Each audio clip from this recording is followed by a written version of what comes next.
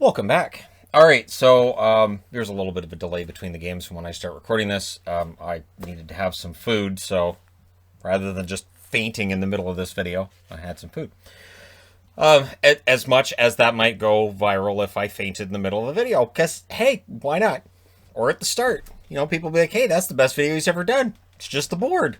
Cool. He should do that more often.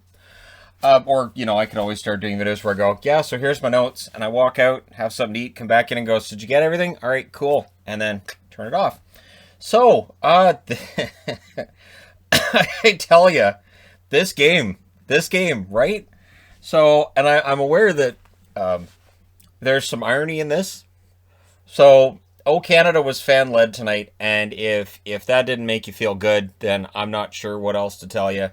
It was nice. It was nice. It really was.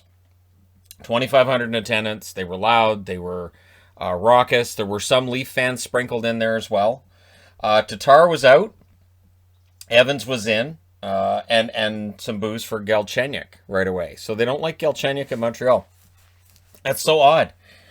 Things get kind of pushy early on. Danault was robbed in the first minute. Lots of early Habs pressure. And the Habs played very well until they didn't.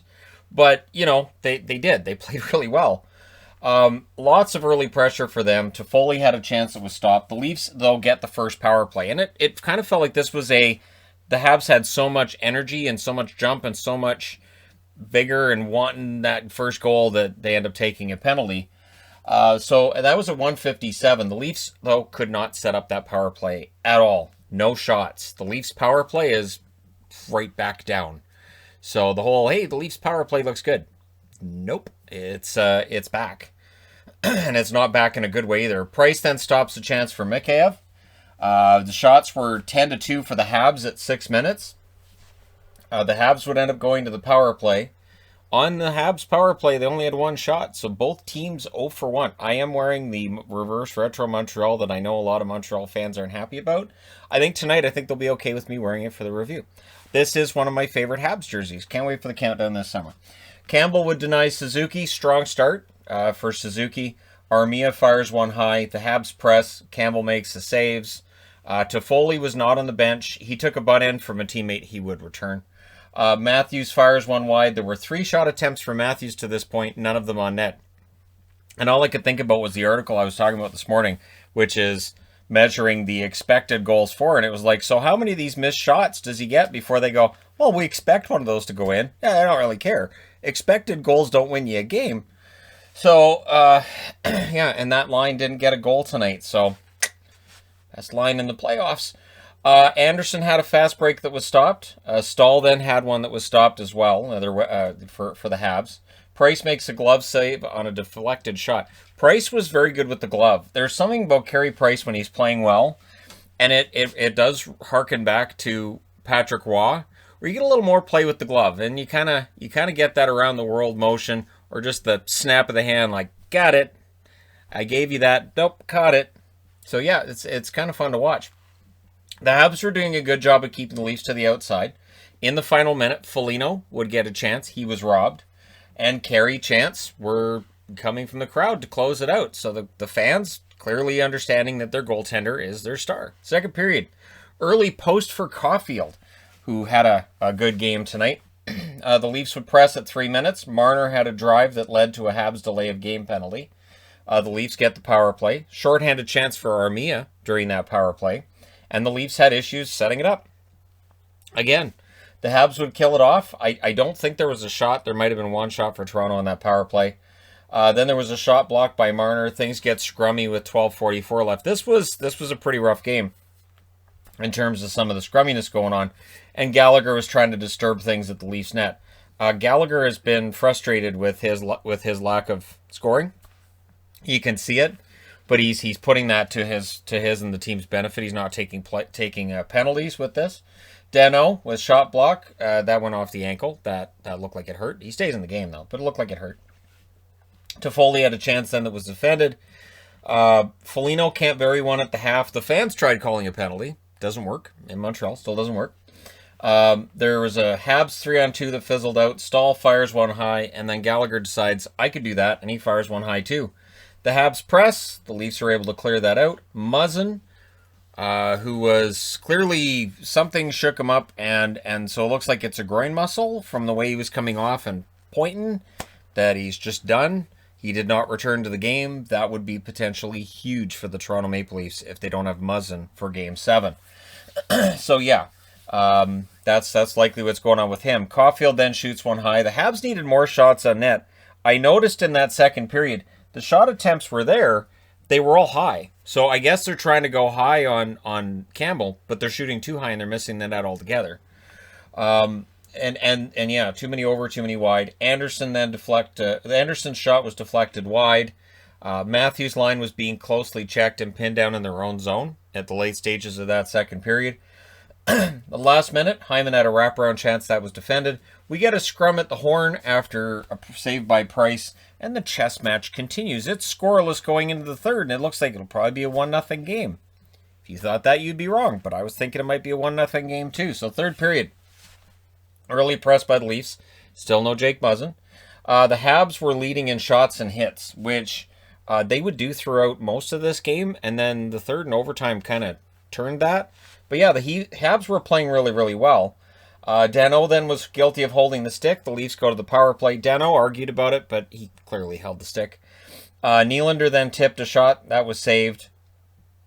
Matthews had one saved as well. It seemed like a better power play. Price kept a sure goal out. The Habs would clear it out. They'd kill off the power play. There were 3 shots for the Leafs on that power play, so it was a good power play. It just didn't score.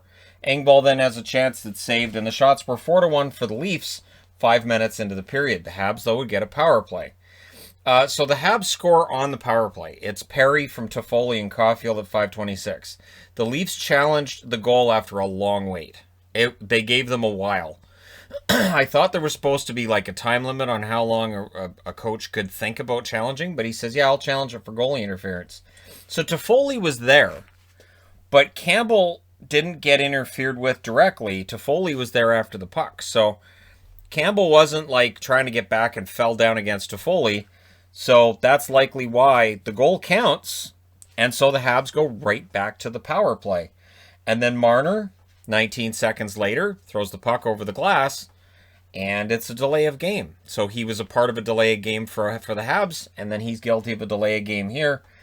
So we have a 5-on-3 goal after that. Toffoli scores his first in a while from Suzuki and Petrie at 6:43. So Corey Perry's on the board, Tyler Toffoli's on the board. These are 2 guys you want to see scoring if you're Montreal and you want to push this to 7. And honestly, it was a nice goal. It was between Campbell and the post. There was very little room there, and Toffoli gets it in there. So Suzuki nearly adds another. This is where Campbell makes some big saves.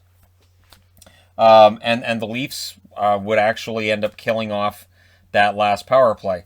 Marner couldn't bury one. The Leafs go to the power play. Price makes the saves on Marner again. Marner's not allowed to get a goal. Habs kill it off. It only had the one shot. That was Marner's. Kerfoot and Spezza then had shots after that were saved. Sherratt fires one wide. The Habs would press. Campbell making saves. And then kind of an out-of-nowhere goal. It ends up going off of Petrie's stick and in. And yeah, it's Spezza from Kerfoot at 11:35. And again, it just felt like it was kind of out of nowhere. Where it just looked like a harmless play, and then it's in the net. It's a goal. So Spezza gets the goal.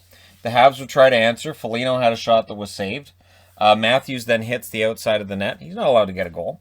Price then stopped a Simmons shot as the Leafs continue to press for the tie, and eventually they get it. So Montreal pays for the fact they're not clearing the puck out enough, and it's Brody with his first goal in 21 games. Engvall with the assist at 16:49, and that one went off Petrie's leg. So this is where Carey Price taps Petrie on the shoulder and says, hey, if you're going to block shots, block them. Otherwise, knock it off. Because again, one off of his stick, one off of his leg. That's 2 goals for Petrie.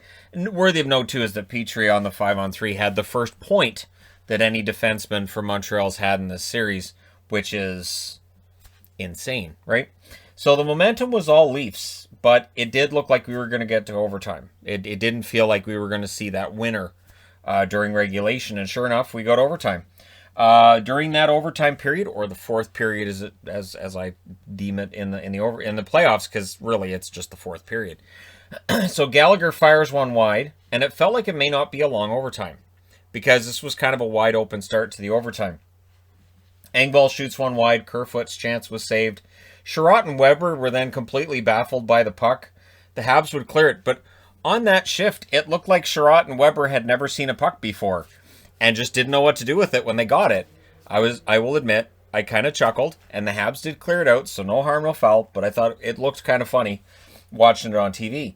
Dermott then had a shot that was glove saved by Price. Brody had a shot saved, and then he had another one. So TJ Brody with a lot of opportunities tonight, really stepping it up, as a lot of guys had to get extra minutes while Muzzin's out, right? Mikheyev then had a shot that was stopped. Toffoli gets a shot the other way. Price was saving the Habs' season. Remember, they're down 3-2. Toronto scores in overtime. Thanks for coming out. Handshake line. Price's season is done. And you could see it in his play, that he knew just how important this overtime was.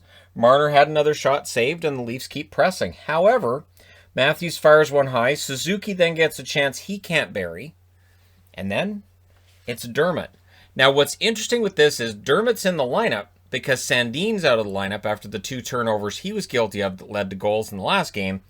And Dermott, his turnover, Byron gets it to Kotkaniemi, and at 15-15, the guy who's filling in for Sandin is guilty of a turnover that ends the game. Montreal wins 3-2 in overtime. This series is tied at 3. We're going back to Toronto for Game 7. And just, wow. The shots were 15-9 in the first in favor of Montreal. 6 apiece in the second. Again, Montreal had a lot of opportunities, just they weren't hitting the net. In the third period, Toronto turns it on. They outshoot them 15-8. And in the overtime, they outshot them 13-2. Final shots, 43-31 for Toronto. Power plays, Toronto 0 for 4. Montreal 2 for 4. Hits, 44-27 for Montreal. Block shots, 22-21 for Toronto. Campbell saves 28 out of 31. Price saves 41 out of 43. Again, playoff carry Price is pretty darn good. Kotkaniemi proving once again, I don't understand why he was a healthy scratch at any point in this series, but he's been good since he's been in. And yeah, Montreal, sticking with it. This was an exciting, fun game. The crowd definitely seemed to get some more energy into Montreal. We'll see how Game 7 works in Toronto. It should be very, very interesting indeed. And I'm looking forward to it on Monday. And I'm sure if you're a Toronto fan, hearing the words Game 7 doesn't trigger any memories at all, right? Okay, so I'll go ahead and stop this and post it. We'll see how it goes tonight. All right, there you go. Let me know your thoughts in the comment section below as always. Don't forget to hit like and subscribe if you're browsing your way through. You just tap it upon this video. Thank you guys so much for watching, for all your support. I will talk to you again soon.